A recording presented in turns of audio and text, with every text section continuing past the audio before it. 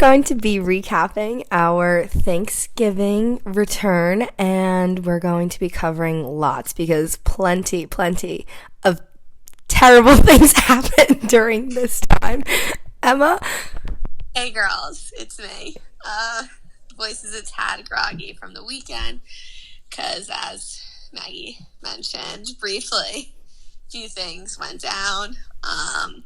A few positives. The comeback is always better than the setback, though. That was the theme of the weekend. And let's get right into it. So let's talk Thanksgiving weekend. God. Wednesday night's like the greatest night of the year, biggest going out night of the year. Lots of anxiety Wednesday during the day, which I think is like a pretty universal feeling. I feel like all my friends are talking about just like Wednesday's like so much pressure. It's like the biggest going out night of the year. Definitely. And I feel like especially for you guys and your friends, it's hard because you're 24. Like, is it okay to still be going out and blacking out? Like, how drunk should you get? Right. And it's like, do I go absolutely out of control or do I like stay in control? I went up to Maggie Wednesday night and I was like, we have two options here. Get out of control or couldn't come up with the second one. But I also feel like it's impossible to not get out of control because I'm like, oh my God, I can't run into anyone I see. So my cop out is immediately, I don't know. Is immediately blacking out and taking an Uber home and throwing out outside the Uber and on our front lawn of our parents' house and denying it the next morning. Did I deny it? I just feel like we definitely were not accepting of it. I woke up the next morning and I was like, which one do I blame it on? Ate something bad or was given a bad drink? But I honestly feel like, though, like Wednesday night we handled it well. Like, I feel like, although, like, it's rough waking up that next morning and thinking about what you did, you just gotta just keep going because everyone's in the same boat, and that's, like, the most comforting thing to me. It's like knowing that like almost everyone's in the same boat. I mean, maybe minus door dashing a McDonald's Diet Coke at 6 a.m. For $19 for Diet Cokes, DoorDash, McDonald's. We move on. 41 cents. Exactly. We move on from there. But that honestly is the best hangover cure. Whether you hold it down or not.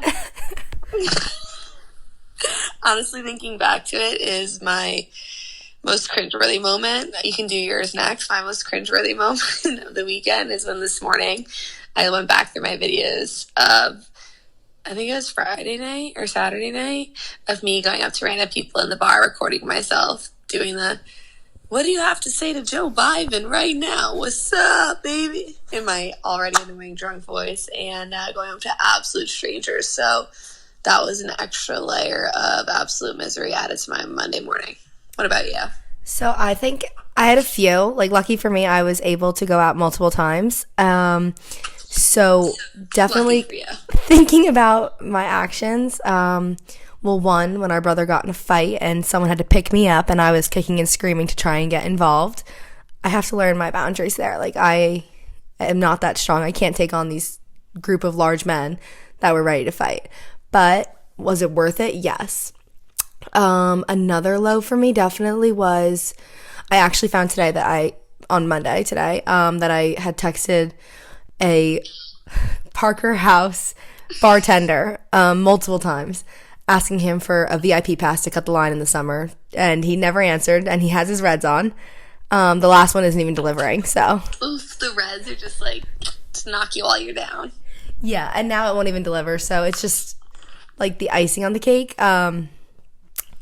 Also, throwing up multiple times definitely hurt. Now maybe suffering from, I don't even know, if it's still a anxiety, a hangover, is it COVID, is it an ear infection? It could be anything at this point, you know? I mean, like I said before, the comeback is better than the setback. It can only go up from here. Exactly. But I think no one's hurting as bad as our little brother, Owen, who was walking home and he was freezing. So he decided to take a little break and wait for his friend to come pick him up. He looked up the direction of the wind. He found it out, and he went on the opposite side and hid behind a bush and fell asleep there for 30 minutes until his friends could find him. I mean, honestly, you have to give him a little bit of credit because I would have never checked the wind. I would have just plopped myself down. Like, at least he's, like, using those life skills. Or what is it, like, survival skills? Yeah, Good yeah. for him. No, that's so true. Oof. Oh my God. Having a flashback to actually when I brought you home, like absolutely drunk, blacked out. And mom and dad were like, you're not going back out, like you're done. I was like, yeah. I take off my shoes and I run out the front door, called an Uber, and I went back out. And I went to like the most ratchet, cringiest bar ever, and I kissed a DJ. So it's just like, what can you do, you know? I mean, listen, I always think about this too, like relating back to like the anxiety aspect of it all. Like these like years of our like 18 to 20, I don't know, late 20s are like the only years of our life that we get to act like this. Like it's so dumb, but like it's the only years we get to act like this and behave this way. So like I feel like it's just like we go all out and it's okay. Like one day we're going to be like 35 and be like, oh my God, like I'm so glad we did that. Even though like we wake up on Sunday morning absolutely miserable, being like, oh my God, what did I do? The anxiety's so bad. But like realistically, in the grand scheme of things, you only have a short period of time to like absolutely go crazy. And we're going to be so happy one day we did it. I mean, I'm happy right now. I mean, like I wasn't exactly thrilled Sunday morning, but like, I don't know, just like a perspective thing, I feel like. But that brings us back to the question of when are you too old to be doing this? So on Wednesday when I was leaving school, because I have a job as a teacher of 8-year-olds, we were packing up the end of the day and like a good song came on and I turned to my friend who's also our age. And, like, we both started getting so excited. And I was like, oh, my God, I can't wait to go out. This is making me want to go out. She's like, I know. She's like, when do we grow out of this? And I was like, I think we'll know when it hits us. It's going to hit us like a fucking brick wall. Oh, I shouldn't have cursed. I think that's allowed. But I feel like it's going to hit us and then we'll know. But, like, for right now, I mean, you got to just do it. I'm thinking I'm going to be happy that I lived this way for the short period of time that I'm living this way. Obviously, I'm not going to spend my life doing this. I think you have to give at least like a few more years until our little brother is of age, and then like those experiences will be fun, and then like we can like you can pull the plug, you can retire, or you know if that's when God's pulling you out, you're out. Retire is a strong word. I'm just going to come down one level. Each decade, I'll just come down a level. That's actually really smart because 30s is like fun kind of still. I feel like. Yeah, and my golden birthday is going to be 30 on the 30th, so, like... That's a great point. Girl. That's a really great point. But I feel like overall Thanksgiving recap was great, and Wednesday to Sunday was rough, but also, like, the best. So, like, I feel like it's just... I don't know, like I said, like, the time to do it. We have to do it while we're at it. And Monday morning work, awful, but so worth it. Exactly. I totally get that. And just to end the night, what do you want to say to Joe Biden?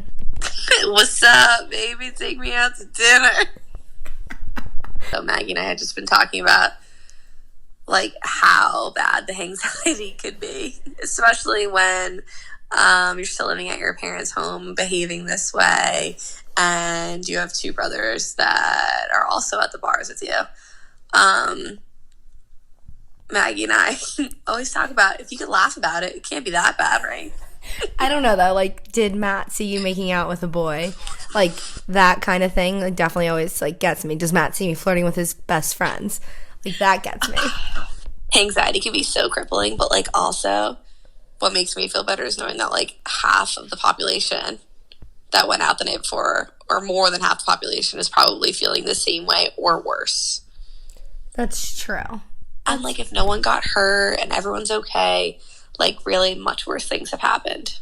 But somehow there's always like a little pit in my stomach that I think is still there right now. Just like not remembering what I did is like scary, especially for us because like we have our brothers there, and I'm like, it's just terrible to think about what I could have done and how he could disown me. I know, but like think about like where you are now. Like when you look back, like if something really that bad happened, it would have come up by now.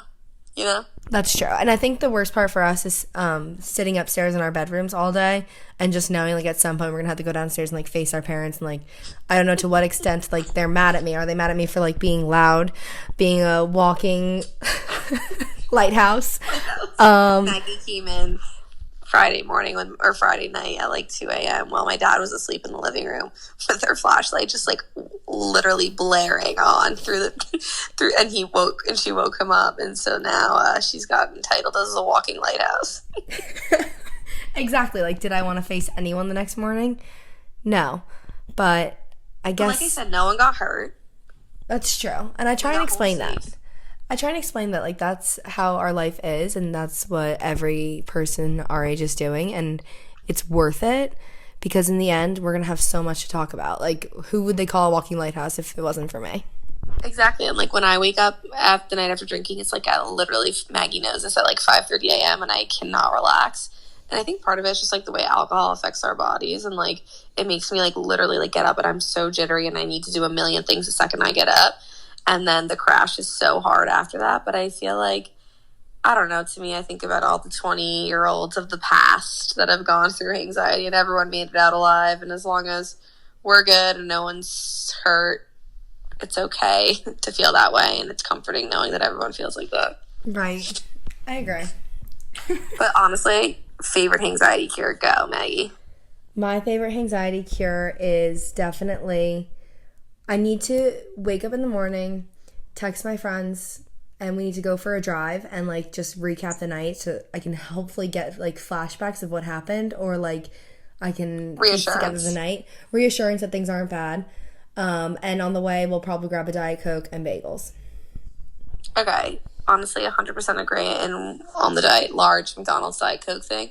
And a walk and a recap. That's the 24-year-old in me. When I was 21, I'd definitely do the bagels in the car ride. The 24-year-old in me is like psychotic and can't sleep in, and is needs a walk, some fresh air, and like a little pat on the back from a friend being like, wasn't that bad. Yeah, like, there's always worse. If you think about it, there's always worse. Right. Like, I just think there's almost so much worse with a large Diet Coke, and to remember that feeling's only temporary. That's a good point. You know Anxiety's only temporary. Anxiety isn't forever. But the memories are forever. What is that Lil Wayne quote? Anxiety will fade, but the memories will last forever. Exactly. Thanks, Lil Wayne. And on that note, see you guys later. I have to go to bed. I literally can't. See you later.